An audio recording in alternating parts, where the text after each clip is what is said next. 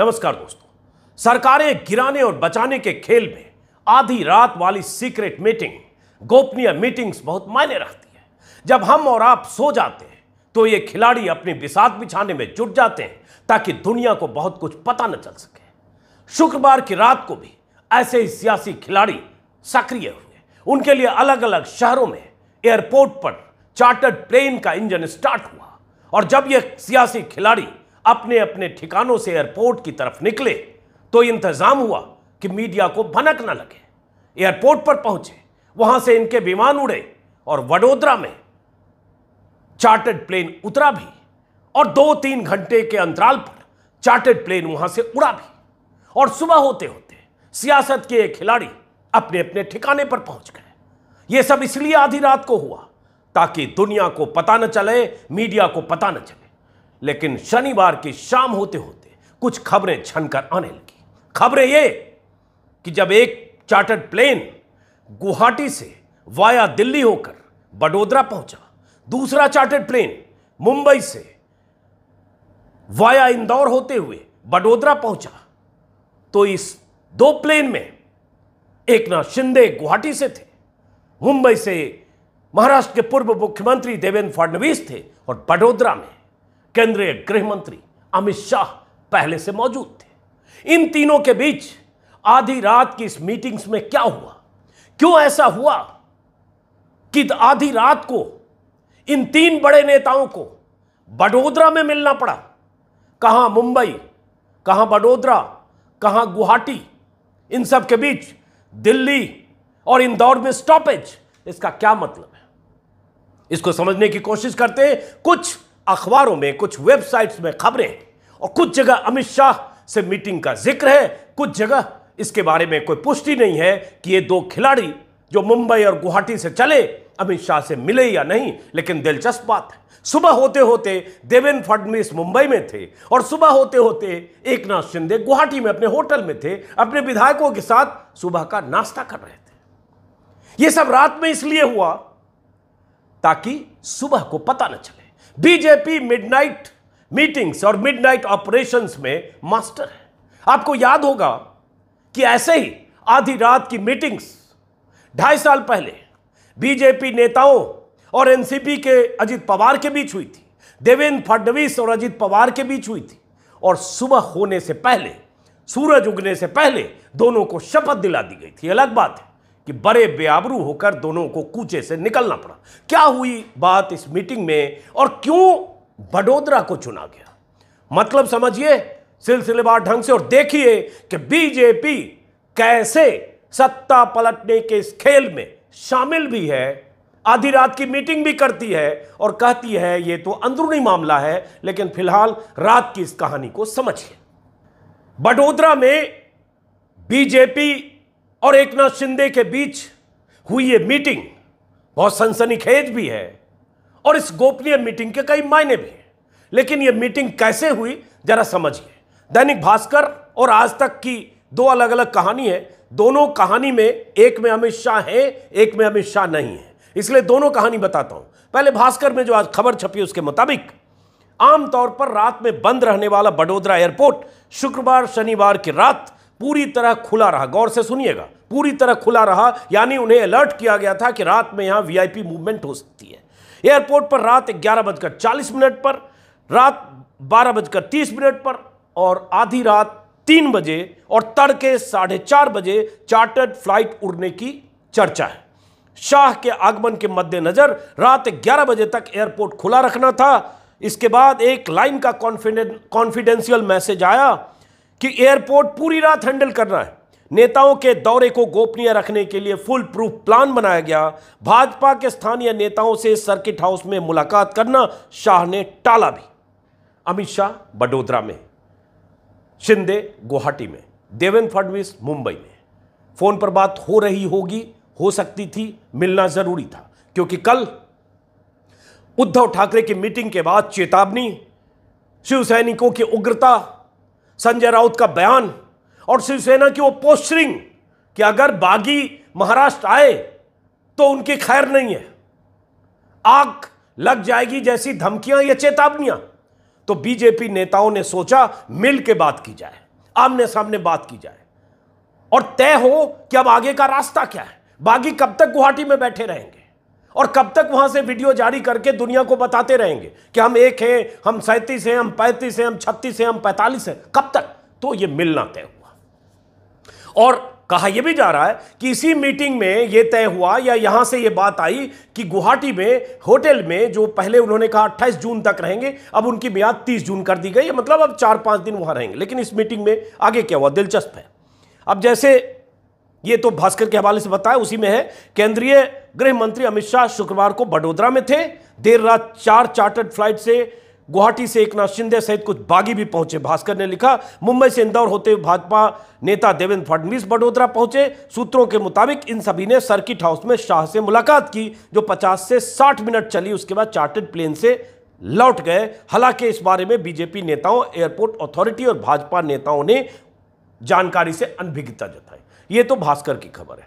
अब जो आज तक ने खबर बताई वो समझिए। आज तक के मुताबिक सिलसिलेवार ढंग से साहिल जोशी, जो आज तक के मुंबई ब्यूरो चीफ है, उन्होंने बताया कि रात करीब 9:30 बजे देवेंद्र फडणवीस मुंबई से इंदौर के लिए निकले। यहां यह भी जानना है कि इंदौर क्यों चुना। मुंबई से देवेंद्र फडणवीस सीधे जा सकते थे बड़ोदरा अगर मिलना था, लेकिन वाया इंदौर, ताकि लोगों को यह नहीं लगे कि गुजरात जा रहे हैं। इंदौर के लिए निकले। 10:30 बजे एकनाथ शिंदे गुवाहाटी से दिल्ली के लिए निकले। मतलब एकनाथ शिंदे भी डायरेक्ट बड़ोदरा नहीं गए, वो पहले दिल्ली आते हैं। रात 12:45 पर शिंदे दिल्ली पहुंचे। रात 2:30 बजे शिंदे बड़ोदरा पहुंचे, मतलब दिल्ली होकर बड़ोदरा पहुंचे। इंदौर से देवेंद्र फडणवीस भी बड़ोदरा पहुंचे। दोनों की मुलाकात बड़ोदरा में हुई। आधे घंटे तक दोनों की बात हुई। रात 3 बजे शिंदे दिल्ली के लिए निकल गए और सुबह 4:30 बजे शिंदे दिल्ली से गुवाहाटी निकल गए। सुबह 7 बजे शिंदे गुवाहाटी पहुंच गए। 5:45 पर फडणवीस भी मुंबई पहुंच गए। ये आज तक ने बताया। मतलब दोनों अपने अपने ठिकाने पर पांव फटने से पहले पहुंच गए। लेकिन साहिल जोशी को मैं सुन रहा था, उन्होंने अभी बताया कि शरद पवार और अजित पवार, प्रफुल्ल पटेल शाम उद्धव ठाकरे से मिले थे। मातोश्री में 2 घंटे की मीटिंग हुई और उसके बाद ही फडणवीस निकले बड़ोदरा के लिए। और उससे पहले फडणवीस के पास कोई इंपॉर्टेंट कॉल आई थी और उसके बाद निकले। सवाल उठता है ये कॉल किसका था, और सवाल ये सबसे बड़ा कि बड़ोदरा में मीटिंग क्यों करनी पड़ी, और सवाल ये कि बीजेपी अब तक पीछे से क्यों खेल रही है। एक जवाब तो यह है कि बीजेपी हाथ जला चुकी है। देवेंद्र फडणवीस को तड़के सूर्योदय से पहले मुख्यमंत्री की शपथ दिलाकर 2.5 साल पहले अजित पवार से मिली भगत के बाद जिससे बीजेपी की किरकिरी फजीहत सब हुई, राज्यपाल भी कैसे रबर स्टाम्प की तरह इस्तेमाल हो सकते बीजेपी के पक्ष में, वो भी उस वक्त कहानी सामने आई। इस बार बीजेपी, जैसे कहते हैं ना, दूध का जला छाछ भी फूक फूक कर पीता है, तो बीजेपी दूर से फूक कर पीना चाह रही है। वो देखना चाह रही है कि अब आगे क्या। हर स्टेप पर बीजेपी की नजर है। वो नजर इसलिए है कि उसके बिना कुछ एकनाथ शिंदे की ताकत नहीं है। एकनाथ शिंदे खुद कह चुके हैं एक वीडियो में, पता नहीं वो जानकर हुआ या अनजान में हुआ, हालांकि उसके बाद उन्होंने खंडन किया कि उनके इस ऑपरेशन के पीछे या उनकी जो भी उन्होंने तय किया उसके पीछे बीजेपी नहीं है। लेकिन वो पब्लिक हुआ जिसमें उन्होंने कहा एक महाशक्ति हमारे साथ है, जिसने कहा है हर तरह की मदद की जाएगी। वो मदद किस किस तरह की हो सकती है ये मैंने वीडियो में बताया पहले भी, और ये भी कि वहां ऐसे 1 दर्जन है जिनके पीछे ईडी है। 2 तो घोषित तौर पर है, प्रताप सरनायक और यामिनी जाधव। उनका ट्रैक रिकॉर्ड है, वो कभी भी गिरफ्तार हो सकते थे। गिरफ्तारी से बचने के लिए प्रताप सरनायक जैसे विधायक कोर्ट का दरवाजा खटखटा चुके हैं। यह भी मैंने वीडियो में विस्तार से बताया है। अब सवाल उठता है इस आधी रात की मीटिंग का, और इस मीटिंग में चिंता का। एक बात यह आ रही है बीते 24 घंटों से कि उद्धव ठाकरे की चेतावनी या उद्धव ठाकरे की जो गर्मी सामने आई, जो शिवसेना का रुख और रूप रहा है बाला साहब ठाकरे के समय का, और जिस ढंग से शिवसैनिक आक्रोश के साथ सड़कों पर उतर आए, चाहे कोल्हापुर हो, चाहे मुंबई हो, चाहे नासिक हो, चाहे नागपुर हो, चाहे पुणे हो, अलग अलग जगहों पर, वो इन बागियों को चिंता है कि कहीं वो वापस आएंगे तो उनके साथ क्या सलूक होगा। और यही कल दीपक केसरकर ने कहा भी किसी ऑनलाइन इंटरव्यू में कि हम अभी यहां इसलिए रुकना चाहते हैं कि मुंबई जाएंगे तो दंगा हो जाएगा। और उद्धव ठाकरे का बयान या उनकी तरफ से तो आया ही कि अपने बाप के नाम पर वोट मांगकर देख लो। और ये जो बगावत है, बागी हैं, ये बम पर बैठे हैं, विस्फोटक पर बैठे हैं। संजय राउत कह ही चुके हैं क्या आग लग जाएगी? इन सब के बीच उद्धव ठाकरे के बेटे आदित्य ठाकरे का एक वीडियो बयान आ रहा है, जो कल उन्होंने भाषण में कहा कि इन बागी विधायकों का रास्ता जो सदन में बहुमत साबित करने के लिए आएंगे भी, तो यही कुर्ला, सांता क्रूज, इन्हीं इलाकों से होकर जाना है, इन्हें जाने नहीं देना है। एक तरह से उन्होंने साफ साफ कहा, सबक सिखाना है। अब यही चिंता है, एक ये। दूसरी बड़ी चिंता है कि अगर उनके पास 37-38 विधायक हैं एकनाथ शिंदे के पास, जो 1/2 चाहिए पार्टी तोड़ने के लिए, लेकिन अब कुछ संवैधानिक मुश्किलें हैं कि 2/3 तोड़कर और एक अलग गुट बनाकर, जैसा उन्होंने कल कहा, बाला साहब ठाकरे शिवसेना या शिवसेना बाला साहब ठाकरे बनाकर और डिप्टी सीएम बनकर बीजेपी के साथ गठबंधन करके नई सरकार का हिस्सा नहीं बन सकते। उसमें एक संवैधानिक पहलू है, जो संविधान विशेषज्ञों के अनुसार बागी गुट तभी अयोग्यता से बच सकता, डिस्क्वालिफिकेशन से, जिसकी शुरुआत उद्धव ठाकरे ने चिट्ठी लिखकर डिप्टी स्पीकर से कर दी, पहले 12 के लिए, बाद में 16 के लिए। तभी बच सकते हैं जब भाजपा के साथ विलय कर ले। इसके लिए 2 शर्त है। पहली, मूल पार्टी शिवसेना भाजपा के साथ विलय हो जाए। दूसरी, 2/3 सदस्य इस विलय के लिए राजी हो, मतलब 37+ सदस्यों का शिवसेना से टूटा यह गुट एक अलग समूह के रूप में कार्य नहीं कर सकता। अब यह पेचीदगी यहां फंस गई है कि अलग होकर आप एक अलग अपने गुट का नाम दे दें और उसके बाद सरकार का हिस्सा बन जाएं। यह जो संविधान में संशोधन हुआ है 10वीं अनुसूची में 2003 में, उसके मुताबिक ये नहीं हो सकता। उसके पहले हो सकता था, उसके मुताबिक नहीं हो सकता। अब मामला कोर्ट में जाएगा, यही पेचीदगी है। संविधान में जो संशोधन हुआ उसके मुताबिक अनुसूची में साफ है, किसी राजनीतिक दल के 2/3 सदस्य अन्य पार्टी के साथ विलय करते हैं तो वे अयोग्य नहीं होंगे। सिर्फ यह दावा करना कि उनके पास 2/3 सदस्य हैं उन्हें अयोग्यता से नहीं बचा सकता। अब यहां पेच है। और 10वीं अनुसूची में 2003 में यह संशोधन किया गया था, जिसमें पार्टी में 2 फाड़ को अयोग्यता का अपवाद मानने की मान्यता समाप्त कर दी गई। 10वीं अनुसूची में अब अयोग्यता के अपवाद को तभी स्वीकार करती है जब अलग हुआ गुट दूसरी पार्टी के साथ विलय हो जाता है। अब यही चिंता और चिंतन उन बागियों में है कि अब करें तो करें क्या। वो विलय नहीं करना चाहते, उन्हें पता है कि बीजेपी में जाकर खो जाएंगे, उसमें शिंदे खुद भी शामिल है। तो क्या ये सब सोचे बगैर पहले वहां चले गए, या उन्हें लगा था कि वो जो चाल चलेंगे उस चाल के सामने उद्धव ठाकरे शिकस्त अपनी मान लेंगे, इस्तीफा दे देंगे, सरकार गिर जाएगी, उसके बाद जो होना होगा होगा। क्या सोचा था उन्होंने, अब ये आगे आने वाली बात है। लेकिन यह कहा जा रहा है कि उद्धव ठाकरे, उनकी पत्नी रश्मि ठाकरे कुछ विधायकों के साथ संपर्क में है, उन्हें संदेश दे रहे। इनका टारगेट सिर्फ ये है उद्धव ठाकरे का कि किसी ढंग से 37 से फिगर 35, 34, 32, 31 कुछ भी हो जाए, 6-8 विधायक, 4 विधायक भी टूट जाते हैं और इधर आ जाते हैं, खेल खत्म एकनाथ शिंदे का। उसके बाद ये सरकार गिरना मुश्किल होगी। उन पर डिस्क्वालिफिकेशन का जो ये है पहलू है वो लागू होगा और उनकी अयोग्यता की स्थिति पैदा हो सकती है, उनकी विधायकी खतरे में पड़ जाएगी।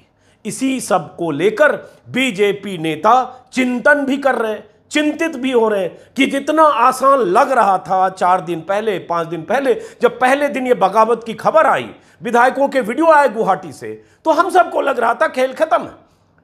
चैनल्स पर ब्रेकिंग न्यूज जैसी खबरें चलने लगी कि उद्धव ठाकरे कुछ देर के बाद कैबिनेट की मीटिंग में इस्तीफे का ऐलान कर सकते हैं। सब कुछ लग रहा था खत्म, उद्धव ठाकरे के हाथ से बात निकल गई। लेकिन अब गेम पलट सकता है क्या, और गेम पलटने के खतरे क्या बीजेपी को दिख रहे हैं क्या, या बीजेपी और क्या वैकल्पिक रास्ता तलाश रही है, यही मीटिंग में तय होने के लिए बड़ोदरा में जुटे थे और अमित शाह से इनकी मुलाकात हुई थी। यह भास्कर लिख रहा है, कुछ और वेबसाइट्स लिख रहे हैं इसके, हालांकि कोई इसको कंफर्म नहीं करता और ऐसी मीटिंग को कोई कंफर्म नहीं करता। कंफर्म करना होता तो 10:30 बजे चार्टर्ड प्लेन नहीं उड़ता, फिर ये आकर बताते कि हम मिले। लेकिन गुवाहाटी से उतनी दूर आना, गुजरात, उसकी भी साफ वजह थी।